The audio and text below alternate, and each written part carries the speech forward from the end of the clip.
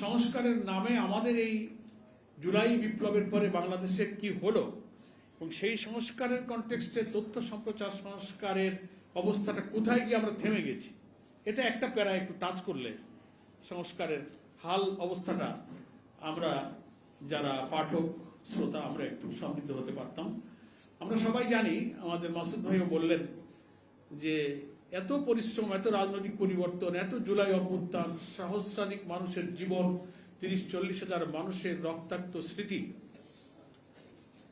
যে গণ আকাঙ্ক্ষার মানবিক সমৃদ্ধ নতুন বাংলাদেশের বিদ্যমান রাষ্ট্র কাঠামোর সব অর্গান সংস্কারের যে প্রস্তাব নিয়ে জাতীয় ঐক্যমত্য কমিশন হলো, সংস্কার কমিশন হলো, ৬টি রিফর্ম কমিশন হলো, ৯ মাস ধরে ৭২টা বৈঠক হলো, ৩৩টি রাজনৈতিক দল তাদের অভিমত দিলেন, আলোচনা হলো, ১৬৬টি সংস্কার প্রস্তাবের ৮৪টি ব্যাপারে আমরা একমত হলাম।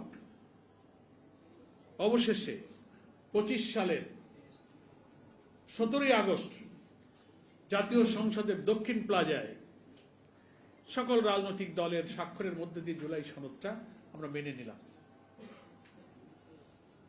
জাতির জন্য দুর্ভাগ্যজনক এখন ক্ষমতাসীন যে রাজনৈতিক দল এই পুরা সংস্কার প্রক্রিয়ার সাথে জড়িত,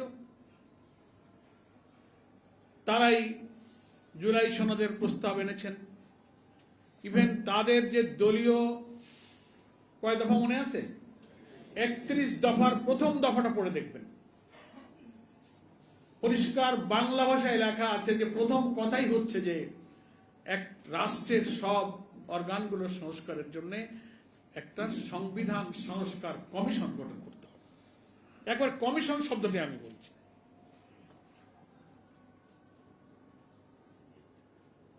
তাদের এই প্রথম দাবি ৩১ দফার, তারপরে প্রায় ৪ মাসের সংস্কার প্রক্রিয়া, ৪ মাস বলছি আমি জুলাই সনদে স্বাক্ষরের পর।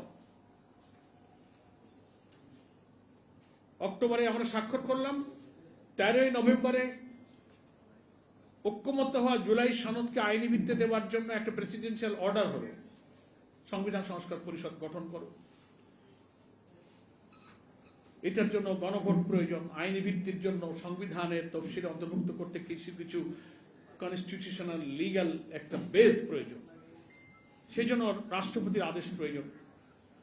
বিএনপি সহ সব দল একমত হলো যে এটা ছাড়া আইনি ভিত্তি হবে না। বড় বড় লিগ্যাল এক্সপার্টের সাথে সংবিধান বিশেষজ্ঞ, রাজনৈতিক আলোচক সব বিশ্লেষণ করে আমরা একমত হলাম।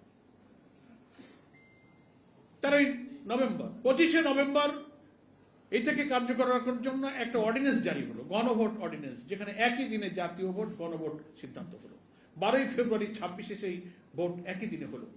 দুর্ভাগ্য হলো নির্বাচন মেজরিটির ক্ষমতার জোরে এই সমস্ত সংস্কার প্রক্রিয়া এবং হাতে তারা ভোট দিলেন, ৭০ ভাগ ভোট দিলেন, সব ভুলে গিয়ে ১৮০ ভাগ ইউটার্ন নিয়ে বললেন যে এগুলো আমরা মানি না, এটা সংবিধানে নাই, রাষ্ট্রপতির এই আদেশের কোনো এখতিয়ার নাই, সংস্কার পরিষদ সংবিধান বিরোধী, এখানে শপথ দেওয়ার কোনো বিধান নাই, এই গণভোট ইত্যাদি ব্যাপারে আমরা মতামত এই জন্য দিয়েছিলাম, পার্লামেন্টে বলতেছেন স্বরাষ্ট্রমন্ত্রী, এই জন্য আমরা দিয়েছিলাম যে যদি আপাতত মত না দিত নির্বাচনই হয় কিনা, তাই ভেতরে অনেক কথা ছিল বলিনি, আমরা সব মেনে টেনে সই করছি যে ইলেকশনটা হোক। তাহলে সংস্কারের লক্ষ্য তাদের কিন্তু ছিল না, মুখে এক কথা মনে এক কথা। এখন তথ্য সম্প্রচার খাতের সংস্কার, হয়তো প্রবন্ধকার মনে করে সংস্কারের কপালেই তো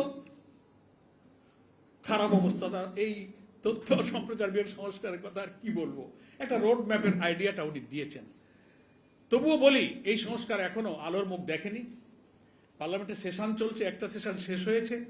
আমাদের বিরোধী দলীয় নেতা জামাত ইসলামের সম্মানিত আমির ডক্টর শফিকুর রহমান কার্যপ্রণালী বিধির ৬৮ বিধিতে মুলতবি প্রস্তাব দিয়ে এটা পরিষ্কার উল্লেখ করেছে যে এখনো সময় আছে, পার্লামেন্টে আপনি সংবিধান সংস্কার পরিষদের সেই বৈঠক ডাকুন। আমরা যে ৮৪টি বিষয়ে একমত হয়েছি, বিএনপি ১০-১২টা বিষয়ে নোট অফ ডিসেন্ট দিয়েছে, মেজর জুডিশিয়াল এবং কনস্টিটিউশনাল রিফর্মের উপর তারা নোট অফ ডিসেন্ট দিয়েছে, যেগুলো না মানলে এ সংস্কার একেবারে ইম্যাটেরিয়াল হয়ে যাবে।